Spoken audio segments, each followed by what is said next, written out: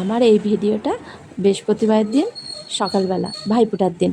সেদিন সকালবেলা বাসি কাজকর্ম সব সেরে সুরে চান ধান করে আমি পুজো করতে বসে পড়েছি। আর ওদিকে 9:25 ট্রেন ধরবো বলে তোমার দাদাভাই বললো কি তাহলে আমি তরকারিটা বসিয়ে দিই। তোমার দাদাই একাই আলু কেটে দেখো তরকারিটা বসিয়েও দিয়েছিল।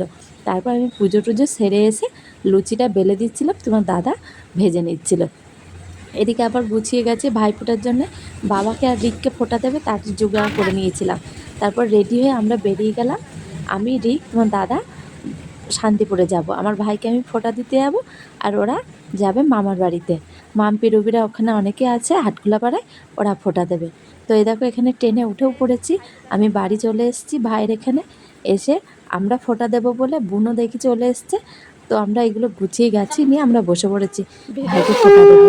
ভাইয়ে বসে পড়েছে, তো ভাই বোন বলছিল যে শঙ্খটা একটু বাজিয়ে নি। ও শঙ্খ বাজিয়ে নিচ্ছিল। আমি না কোনো শঙ্খ বাজাতে পারি না, একমাত্র আমাদের শঙ্খটাই আমি একটু বাজাতে পারি, তাছাড়া অন্য কোনো শঙ্খ বাজাতে পারি না।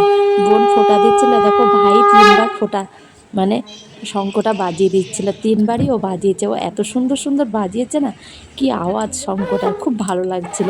শঙ্খর আওয়াজটা না শুনতে খুব ভালো লাগে। তো দেখো এখানে আমিও বসে পড়েছি ফোঁটাটা দেবো বলে, এখানে ফোঁটা দিচ্ছিলাম। তো ভিডিওটা এই পর্যন্তই, টাটা। পরের ভিডিও আবার দেখা হবে তোমাদের।